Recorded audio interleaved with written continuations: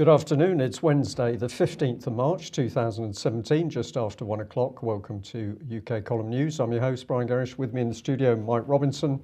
And we're delighted to say we're going to be joined by Alex Thompson from Eastern Approaches with a report on the unrest in Holland. Alex will be joined by another colleague to give you an accurate update of what's been happening.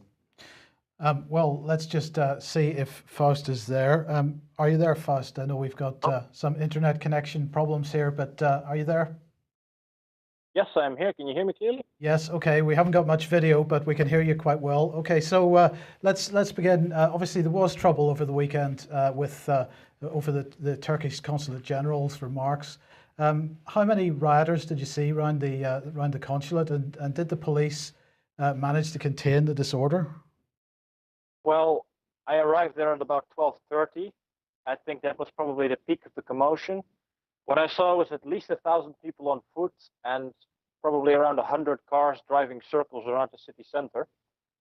So I'd say 1,100 minimum, probably more. As for the police, they did not have control of the situation until about 2 o'clock. They had to send in reinforcements. While I arrived there were constant buses bringing in reinforcements until there were about 100 police, about 20 mounted, 60 on foot, and another 20 or so in the cars. They managed to regain control of the central square, which stopped the flow of the cars, which were honking and flying Turkish flags over the place. And it took them about half an hour after that to disperse the Turks. But the Turks, they remained throughout the city center in small groups. While I was cycling home, they were everywhere in small clumps. And did you see any evidence of organization on the Turkish side? And there's just some suggestion that there were police-style checkpoints. There were. The police tried to control the crossings and the main roads to the highways and the bridges in order to stop the flow of cars honking and trying to disrupt the flow of traffic. Other than that, I did not see any evidence of organization on the Turkish side. It was quite chaotic. There was just a big consensus on what to say. They were all shouting the same things, pro-Erdogan slogans, Allahu Akbar. They were all flying Turkish flags, but I didn't see any leaders or anything like that. And what about any Turks from Belgium or Germany? I spoke to two of them who had a very heavy Belgian accent, and when I asked, they did say they had come from Belgium. And they were there to defend the democratic rights of their fellow Turks. I did not see any Germans there at the time, but I have heard that there were any there, yes. And did you see anyone that you knew? Yes, I was a social worker in Rotterdam for about 2 years, and I spoke to a few kids, which I had helped at the time for about 2 years. I coached them to get jobs and so on. And I addressed them and I asked what they were doing there. And they were like, well, look, we have to do this. It's for our democratic rights. We're being oppressed by the Dutch government. I just couldn't talk them out of that position. Okay, and does that make you change your mind about the political situation in Holland? No, because I've always been quite right-wing. So I voted Forum for Democracy just now, which is sort of like the PVV. But I do hope Wilders becomes the biggest party today. Okay, and what do you think Erdogan's up to at the moment? I think he's in a way he's showing his power, but he's also trying to get the Turks in Europe to support him, and it's also an excuse probably to drop the refugee deal, since that is putting a lot of burden on the Turkish economy at the moment. Yeah, and well, the Moroccan mayor of Rotterdam, who I believe is also a Bilderberg attendee, has accused the Turkish Consul General of shamefully lying to him, during Saturday about the events that were planned for the evening. What did he mean about decoy convoys being arranged to fool the Dutch police? Well, I'm pretty sure that actually did happen, but I don't know if it was organized by the Consul General. I think that was more of an ad hoc thing. You can say one thing for the Turks here is that they're quite energetic and they take the initiative. So I saw that sort of thing happen, the police being hounded by Turks in cars. but I don't think it came from any sort of central authority. Okay. Okay. Well, look. Thank you very much for that report. Now, look, I've got an article here from the Telegraph. The headline is "Turkey says Holland responsible for Srebrenica massacre as diplomatic row continues." And what the article's saying is that the Turkish president Erdogan has said that he holds the Dutch responsible for the 1995 massacre of 8,000 Bosnian Muslims in Srebrenica as he continued a days-long tirade against Holland. And the quote is from Erdogan is, "We know the Netherlands and the Dutch from the Srebrenica massacre. We know how rotten their character is from their massacre of 8,000 Bosnians there." So Alex thought perhaps you might like to say something about that. I know I'm maybe dropping this on you from a great height, but what can I say? What can I say? The International Court of Justice has determined that the Dutch troops in Srebrenica were negligent in their duties. I think they did not do their job to the best of their ability. Soldiers should follow orders. They should have fought, but there was no chance of winning. And whether we would have fought or not, the Bosnians there would have been massacred anyway, because the Serbs outnumbered the Dutch bat there by a factor of about 8-1. So it would have been no chance. Yeah, Alex, let me bring you in here. What are your thoughts on this story? Well, this goes back to the mid-90s, and for those too young to remember or who weren't interested in politics, Srebrenica is this town in eastern Bosnia where a large number of Bosniaks, so Muslims among the white population of Bosnia, were herded together by the Serbs. The Serbs did a lot of nasty things in that war, there's no doubting it.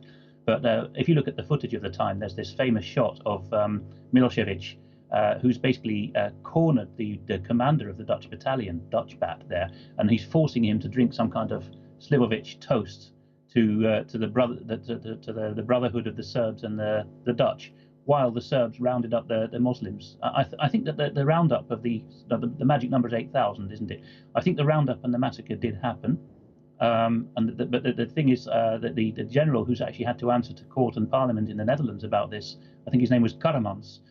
He had an unquiet retirement, but he had a poisoned chalice basically, because his men were ordered to fight against overwhelming odds. And then we get into questions of who in the Clinton era and in the US and NATO apparatus wanted to see a massacre happen. I think that what we're seeing now with the Turkish contingent in Europe is writ large what was planned in the Balkans a generation ago in the 90s, which is the idea of using the sob story of Muslim refugees and nasty right-wing Europeans as a way of setting us against each other. Yes. Any thoughts? Well, I think the truth's coming to the surface, isn't it? We're getting more and more of the picture as we see the types of people that have created the mass migration. And as UK Column has consistently said, don't focus on the immigrants themselves. What we've got to look is who has created this mass migration of people and what their true political agenda was. And I think you're spot on, Alex, that a key part of that agenda was to create pressure and unrest in Western societies in order to drive other social change. Well, look, we're going to come back onto the subject of immigration a little later. I just want to say thank you very much, Faust, for joining us. Have you got any closing remarks before we move on from this section? Well, Srebrenica, they did only shoot the men, so there's that. Yeah. Okay. Thank you. Thank you very much. Right. Now, Alex, GCHQ, this is quite an interesting story. Judge Andrew Napolitano he's obviously the Fox News senior judicial analyst, and he was commenting on Fox News yesterday, saying that basically the Obama administration, or in the closing days of the Obama administration, that they were spying on Donald Trump and the people around him. But the key point is here that they were not using their own intelligence agencies to do so. They were using GCHQ. This is the allegation. So Fox News, through Napolitano, is saying that 3 senior US intelligence officials have told him that Obama used GCHQ to spy on Donald Trump. And the quote is that 3 intelligence sources have informed Fox News that President Obama went outside the chain of command. He didn't use the NSA. He didn't use the CIA. He didn't use the FBI. He didn't use the Department of Justice. Instead, he used GCHQ. And Napolitano said there are no American fingerprints on this. What happened to the guy who ordered this? Well, he resigned 3 days after Donald Trump was inaugurated. Now, Reuters had a comment on this morning. They said that a UK spy agency did not eavesdrop on Donald Trump during and after last year's US presidential election. And this is according to a British security official who denies the allegations by a US television analyst. And they say that the official, who is familiar with British government policy and security operations, told Reuters that the charge made no sense, that it was totally untrue and, quite frankly, absurd. Now, what really staggered me, Alex, was that, well, here we have Google News, and we look, and I did a search for the quote from Napolitano himself, and also did a search based on Trump, Obama, and GCHQ, and there is no mainstream coverage in Britain of this allegation whatsoever. And bearing in mind how much coverage of Trump there has been in the mainstream press in the last weeks and months, I've got to ask why not? And has there a D notice been placed on this story? If a D notice has been placed on this story, this has got to lend some weight to the allegation, does it not? I think it would, Mike, and there's some question as to what forms D notices take these days. 2 or 3 years ago, if my memory doesn't fail me, it may be a little longer, there was some rumour or semi-official story, rumint, as intelligence officers sometimes call it, that D notices had been superseded. But there's many ways to bring them about. Let's not forget D notices are in effect a gentleman's agreement, or maybe an iron fist in a velvet glove threat to editors. You know, don't do this. It's more trouble than it's worth for you. So that could have happened. Besides, GCHQ, being in a European Union member state, is perfectly at liberty to tell Google to suppress results on the basis that it has legal personality and an entitlement to so-called privacy. That could all have happened. You know, to take Napolitano's claim to himself, he's a good man. He's got good libertarian classical conviction. So he sits more or less in the middle of where UK column viewers would sit, somewhere between the complete libertarian and the more constitutional conservative position. He's made some very good rulings in his time. He's clearly not an intelligence expert, because he's talking about things like the NSA database, whereas anyone knows there's hundreds and hundreds of them. But it is true that GCHQ shares access with NSA on almost all databases. And it depends on what we mean by spying here. Could it have been that GCHQ or someone in GCHQ was prevailed upon, as has happened in the past, to my knowledge, to do a quick and dirty search of a database for raw intercept, or even for metadata, just who you were calling and who you were texting without the content? That, I think, is quite possible. It is also within the bounds of possibility, though less likely, that someone at GCHQ found calls with Trump to foreign numbers, which would then have been justifiable outside the UK and the Five Eyes community, and wrote up a semi-official report. In the Cold War, there were cases of UK and US officials calling third parties of interest, and the resulting transcripts didn't go in any database. They went in a brown envelope to your own side's government, really, to honour the agreement between the UK and the US. So there is all kinds of possibilities here. Napolitano is quite a credible man, and if he says he's got 3 senior intelligence sources, then I think there is some weight to this. I think a bit we could add to this, Alex, is back in August 2013, The Guardian had a headline which was that the NSA had paid GCHQ 100 million. And the inference of the article, based on Snowden material, was, of course, that the Americans regarded GCHQ as a soft touch if they needed a little bit of assistance or a favour. So although it's another Snowden-based article, the Guardian report there back in 2013 again seems to support the idea that this is perfectly possible. Any thoughts? Yes. I think everything and anything is possible these days. The quality and reliability of GCHQ officers used to be extremely high. Many of them are still very good, conscientious people. Very few have legal awareness. They're very good on what GCHQ would call legalities, honouring, that what you're told is the be-all and end-all of the law. In other words, the wording of orders from ministers or executive orders in the States. What GCHQ officers are not so aware of is the wider picture of the Constitution, and basically good old-fashioned right and wrong tends to get lost in the woodwork with all the legalities training you get. And I think the newer officers, and not just all the young ones either, but the ones coming in mid-career from who knows where, like the chap you mentioned yesterday, Mike, at a quite senior level, I'm not sure that they are traditional civil servant material, and I'm not sure that they have much compunction. Just one final point on this, then, Alex. I think perhaps this needs to be seen in the context of the fact that the Obama, obviously, regime isn't the right word because he's not president anymore, but the infrastructure around Obama, which got him elected in the last two elections, is really behind the anti-Trump movement in the United States at the moment. And I'm not saying that there was definitely something illegal had happened here, but perhaps we've got to see it in that context.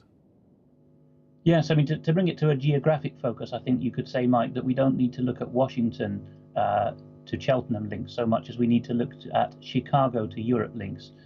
People, including Sibel Edmonds, have put their finger on this, that Chicago and Obama's Democrat Party network there is a nest of all kinds of evil.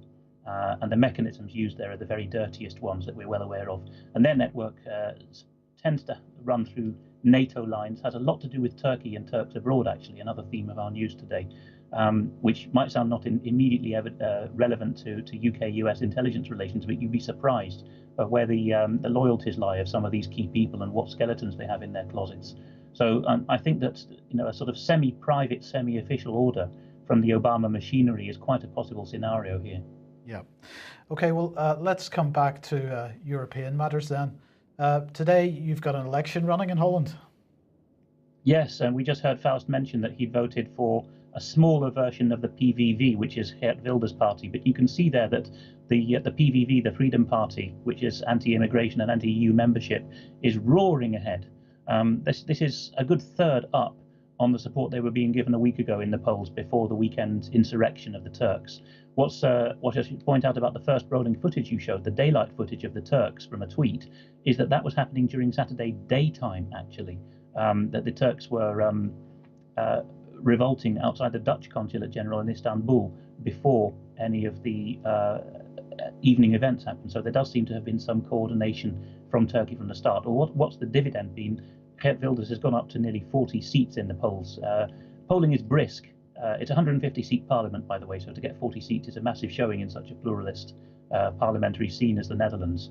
And then the stragglers, the 5 or 6 behind him, are all kind of centrist, centre-left. They call themselves centre-right, a couple of them, but all centre-left or cultural Marxist parties that believe in unfettered immigration, no questions asked. And that there's a lot of interest in some urban areas, including among the native Dutch, in voting anyone but Wilders, because of course he stands to upset the apple cart and a lot of vested interests. But if the result is anything like the bar graph you just showed, we're going to have a pretty much a shocker on our hands. So that'll become clear about midnight to 1 a.m. British time. I think that the Dutch are quite quick at counting. But certainly polling just now in my local station was brisk even at 9 o'clock in the morning. I think we're going to see a whopper of a turnout and probably a bit of the Brexit and Trump factor. I'm hearing reports from friends in various cities that people are coming back from the polling station and whispering, "I voted Wilders," or Forum for Democracy, which is a kind of intellectual version of Wilders, but don't tell anyone.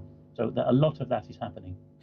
So if I'm reading you right, you're almost suggesting that the activities over the weekend have helped to drive the vote today. And if that's the case, how much of what happened over the weekend do you think was organised to drive the vote in this direction?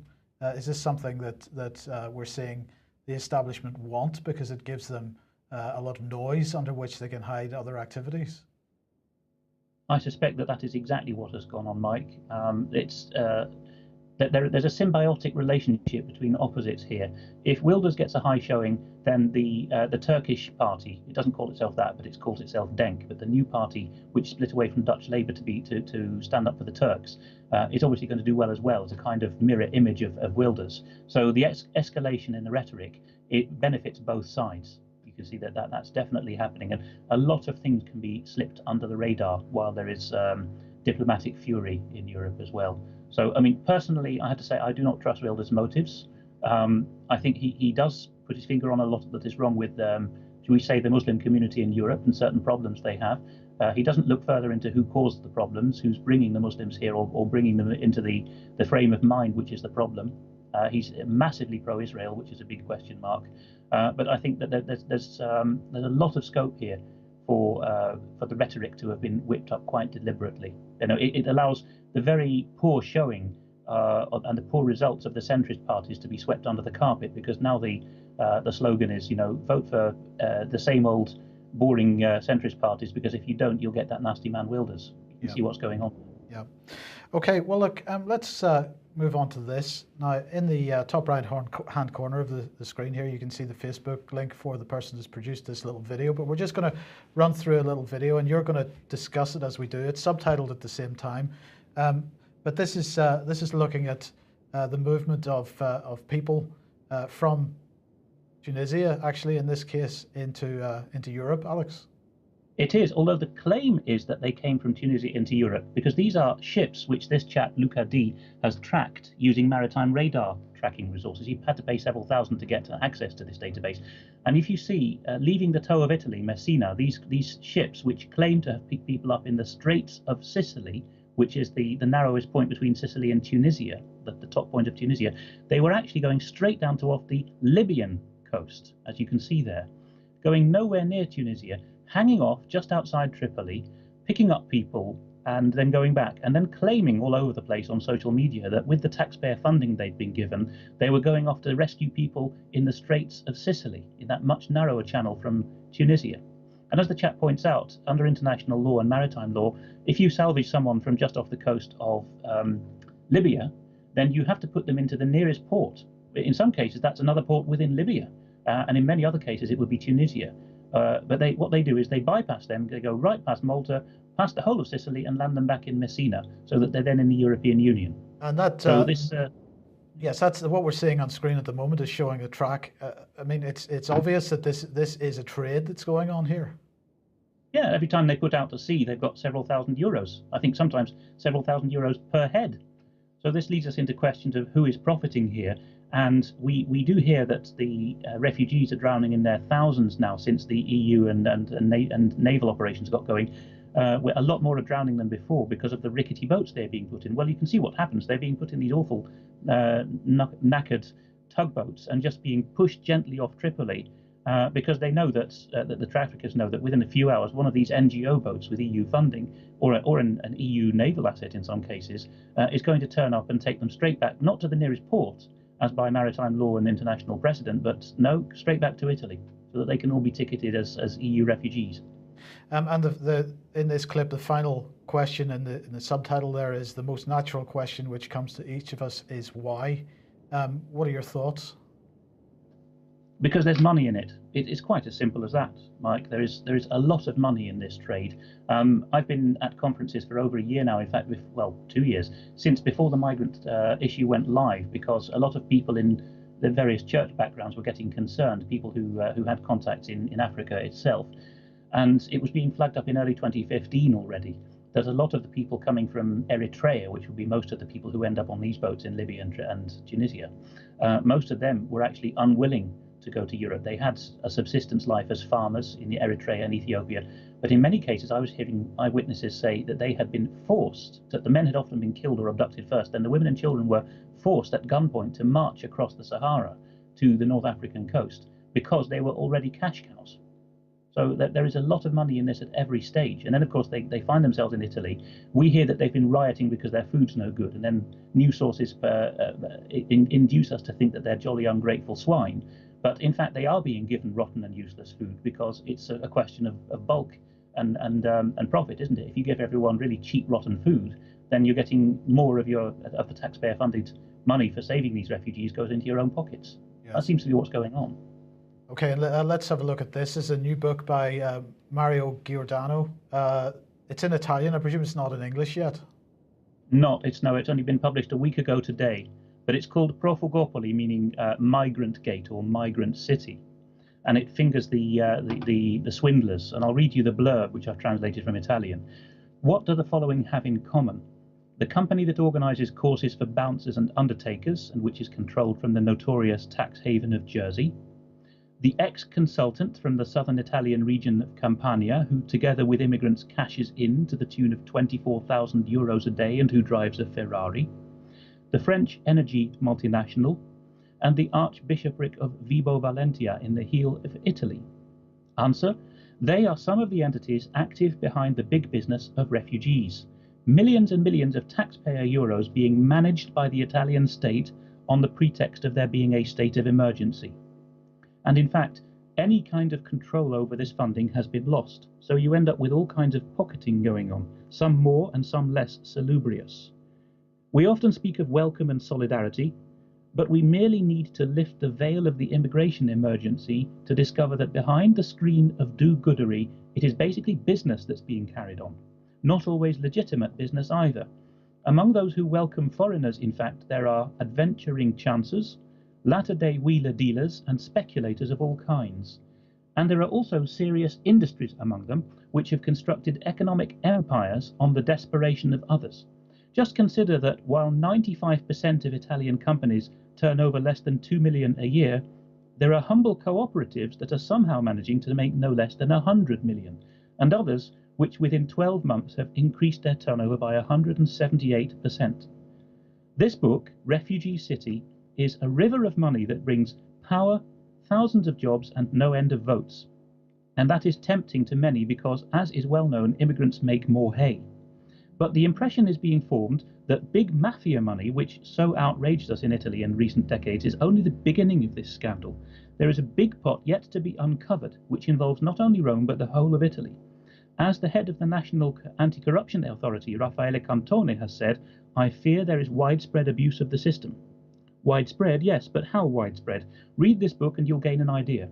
Refugee City is in fact a sneak preview of the scandals that are about to break and reveals what no one has yet revealed: suspicious cooperatives that inexplicably win contract after contract, shady characters, dubious loans, the incomprehensible behaviour of some local councils.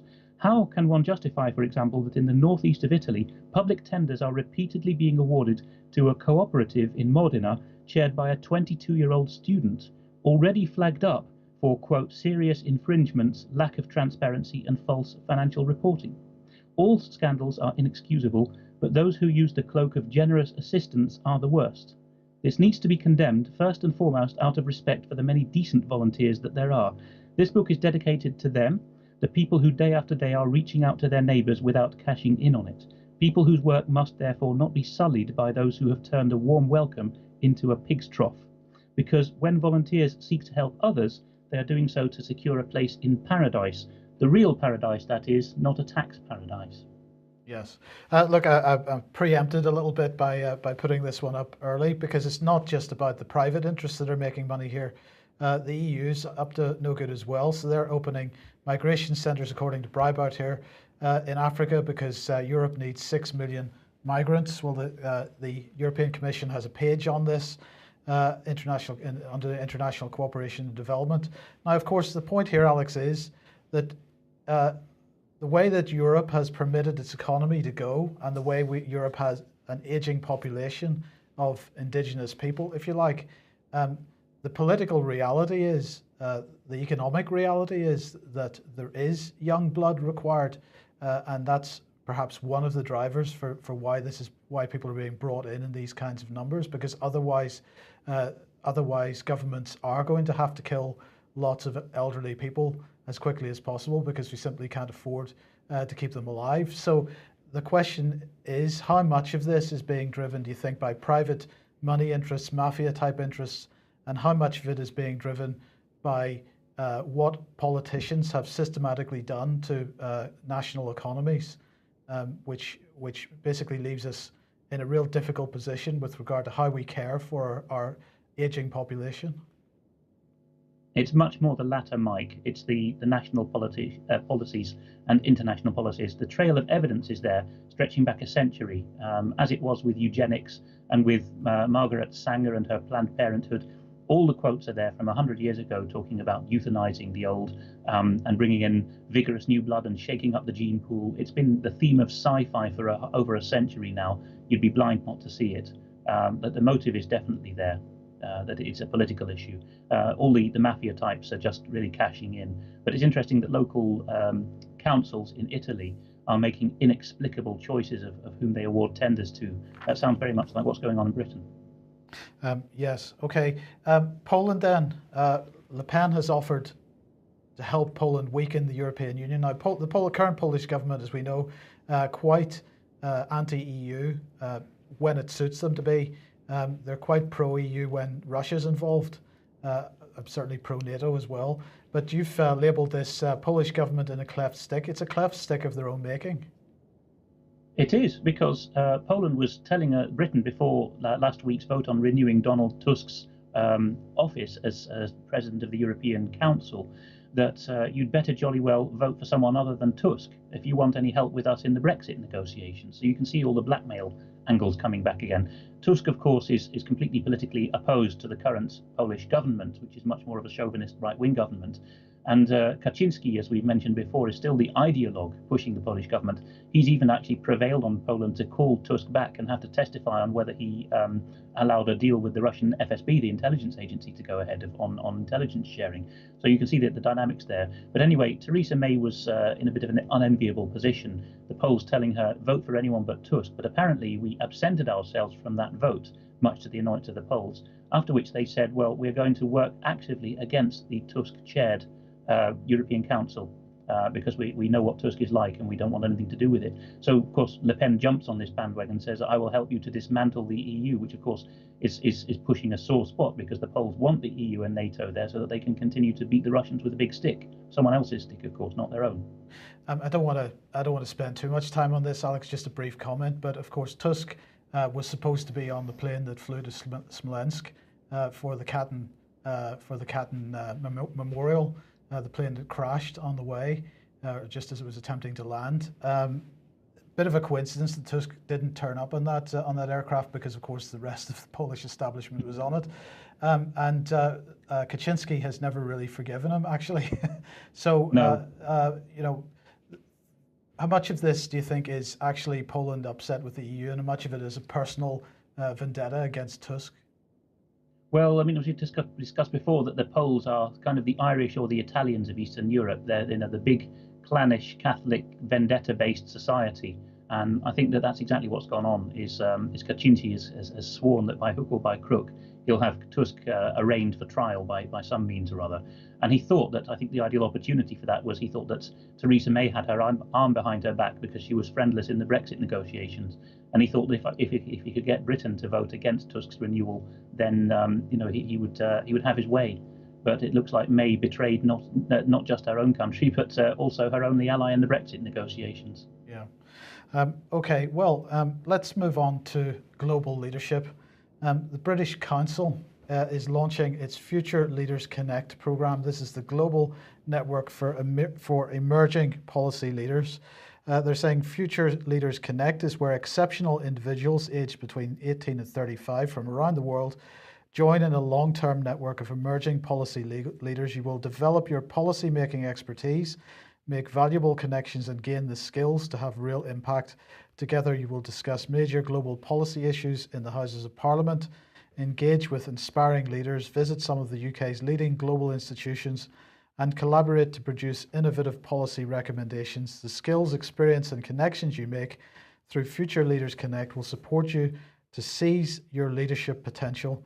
We're now accepting applications for individuals living in Indonesia, Kenya, Mexico, Morocco, Nigeria, Pakistan, Tunisia, and the UK. And they say that at the British Council, we are committed to developing future leaders to prepare the world ahead of us. The next generation of leaders must be skilled, innovative, and globally connected people, able to make and respond to change and effective policy making. Future Leaders Connect offers its members the opportunity to be part of a long-time worldwide network of emerging policy leaders. You will have the chance to discuss the biggest policy issues and so on. They're talking about, well, it's a residential program, Brian, first of all. It's going to connect to the Houses of Parliament. It's going to connect to a long-term network of leaders around the globe. But of course, let's not forget the connections that the British Council has itself, because it is, of course, a partner of common purpose. It's a supporter of common purpose. And when we look at some of the people involved in this is just one example of people that are involved with the British Council. We find people taking CLOR leadership training and also common purpose leadership training. It's all the same type of networks, but what we're doing is now we're making them truly global networks. This is part of the Global Britain Initiative. But of course, Mike, these are reframing networks. These are about taking people and literally reframing their minds in order that they should follow the path for the desired political agenda. And taking young people in this case. Young people certainly, but of course we've got to remember that young people of, say, 15 years ago, trained by Common Purpose, have now moved through into mid-ranking or more senior posts in government and the civil service. So this is getting very, very dangerous. Alex, what are your thoughts on this type of initiative? Because this is really taking the the Common Purpose model and taking it global. You know, Mike, I think this is just the cerebral equivalent of what the British establishment's done for 200 or 300 years, and which you've discussed in recent days as well, which has come up with a good wheeze for cornering other people's profitable and dynamic markets and making sure that they don't develop any further by imposing a few select British trainers and developers, on the scene to make sure that things stay just as they are. And we've discussed this in many programs in the past with regard to the extractive industries, which seem to target and victimize resource-rich countries and claim to invest in them, in their resources in this case, and then bring them nowhere and don't actually connect the resources or train up people who are able to exploit them. The same seems to be happening now with the resources of the mind, which is the basis of the 21st century economy. We send in trainers through the British Council to teach British values and the English language and whatnot. And besides, you get the same with the immigrant story again. Lots of interpreters and language teachers and social workers, professions that I and Faust have worked in the past, so we know what we're talking about. And they really are just there to tread water, to receive taxpayer money, often now from international organisations, to keep these countries and the brains and resources they have in the status quo. It's a very invidious business model, really. It does no one any favours. Yes. And when you're talking about the British Council, we should remember also that a decade ago, Stephen Kinnock was, I think, the number 2, if not the head of the British Council's work in Russia, and got himself arrested when the Russians were seeing what was going on. Good point. Certainly haven't forgotten that, because of course the Kinnocks were the first people that Julia Middleton ran to when she knew that members of the public, including UK Column, were starting to dig out exactly what was happening with Common Purpose. Yeah. Well, what I'd like to do is follow on from that lead, really, and come back onto this subject of mindfulness that we brought up yesterday. We showed this graphic. This is the all-party mindfulness group in Parliament, which has been working to get mindfulness into health, education, the workplace and the criminal justice system. Now, most people totally unaware of this. They set up the Mindful Initiative. It says it's a charity. Don't worry, we're independent, we're non-profit making. But the man we really need to pay attention to is Lord Layard, because with his team, he is boasting that he's already trained, we say reframed, 115 parliamentarians and 80 staff by mindfulness. Now, I believe that figure relates to at least a year ago, so we can assume there's more. But this is the organisation. We're going to ask today for help from our viewers and listeners to get onto that parliamentary site, www.parliament.uk, have a look at the people involved, and if you're in their constituency, can you start asking questions? Well, this is the man himself, Lord Layard.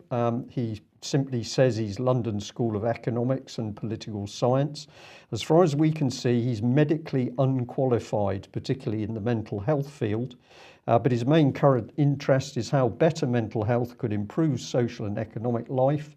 And his work on mental health includes publishing the Depression Report in 2006, which led to the establishment of the UK Improving Access to Psychological Therapies. He co-edited the 2012 World Happiness Report. So we've got it would seem, medically unqualified man simply coming out and telling us what we need for our mental health. I find this deeply, deeply worrying.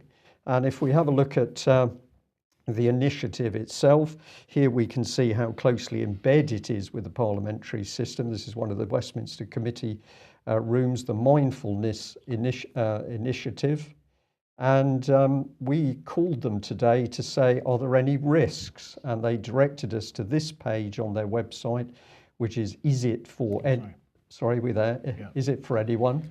And if I focus in on this, what have we got here? Well, basically, we're seeing that they are saying on occasion, participants in meditation groups or retreats report unusual or unexpected experiences. This can prompt a variety of reactions, from curiosity at one end of the scale to concern or distress at the other.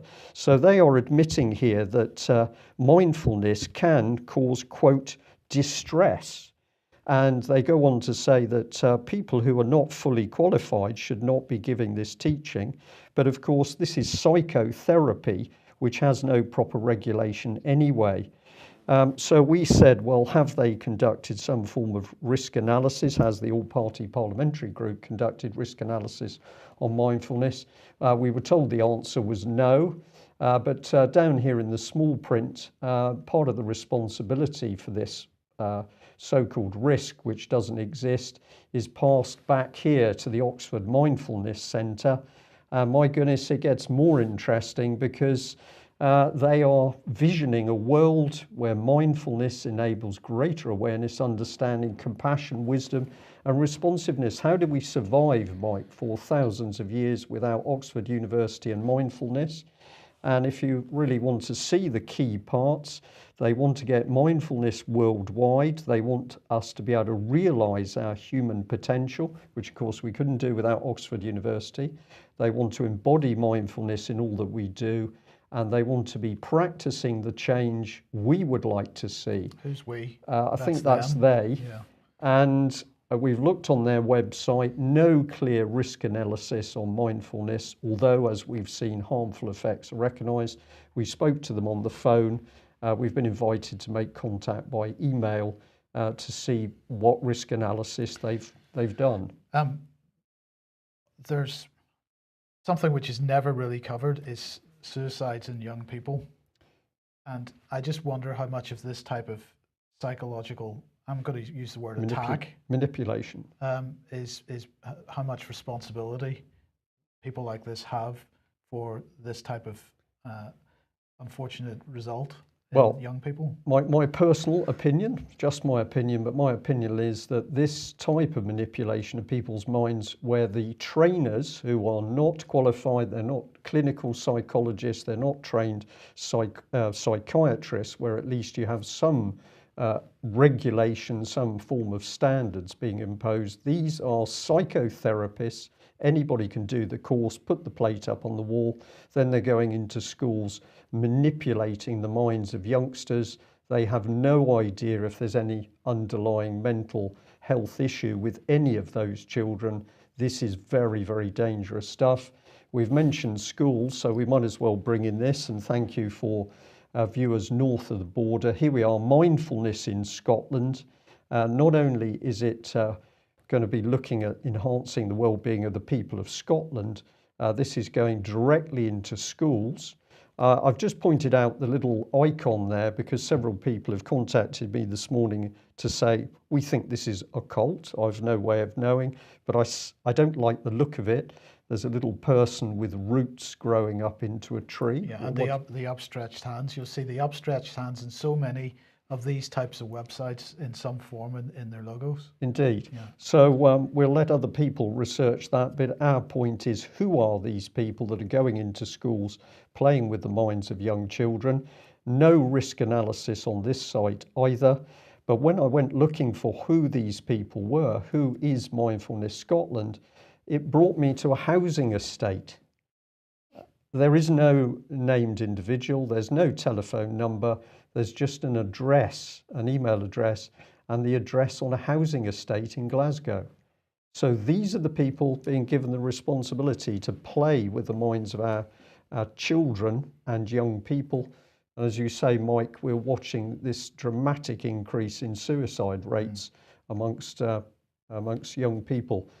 Can I just very quickly, I have an eye on the time. We've got a couple of other things to bring in if we can today, Alex, but this is dangerous stuff which is being peddled out of sight of the wider public. It is, Brian, and we were talking about the chancers earlier. Well, there's some chancers in Bears Den. I think they've seen how they can make a quick buck out of this. It's a very well-to-do neighbourhood, and you can see what's going on there is that they're onto a good thing. I see that a chat box viewer, Neil P, has said that we're immensely ignorant on this subject and we're not psychologically trained. Well, Neil, I have to say that we're human beings and we're created to recognise evil when we see it. We have instincts for a reason. Brian and Mike, and in the letter way, I have followed a lot of evil over many years, and if it doesn't smell right, there's something nasty behind it. That's what the human being is capable of working out, really. Never mind psychological and psychiatric qualifications. This is wrong, and it never gets more visceral than when you're looking at the intentions people have towards your children. And if you do not like the way that people are behaving towards your children, then that's a very strong alarm bell. The one point I would make here, Alex, is that when we talk about this subject, and we're talking about not just mindfulness, we're talking about the gay agenda, or we're talking about gender agenda, or the way the media is being used, we're talking about the way these subjects have been weaponized. They've been weaponized for political purposes, for a political policy agenda. And this is something quite different to being used for therapeutic use. And that's the key point here, I think. It's absolutely the point, and some people seem to find it remarkably difficult to understand that you can have a technique, put it in the hands of a particularly callous political agenda, and you've got something particularly dangerous. But we're going to stay on, we're not today, but in future programs we're going to be talking about this, because this is a massive agenda which is breaking out right the way across the country. And who voted? Did we see a vote in Parliament for mindfulness in schools? Have we had a referendum on mindfulness in schools? No, we haven't. But a policy has been made by a group of people who have themselves been subjected to mindfulness. This is La La Land. Well, let's have an advert for the British Constitution Group event, 22nd of April. Got my glasses on today, Mike, we'll be okay. So the key point of this is the programme for this should be out today. The idea is to provide workshops so that a number of subjects can be covered. This is very free, very flexible. It's not for the British Constitution Group to be speaking to people in a set piece conference. This is about people coming together and able to share their information amongst themselves. £10 tickets. Now the tickets are for sale in advance. We are being told by the hall that it will not necessarily be possible for people to get in just by buying a ticket on the door. There's some security implications to this.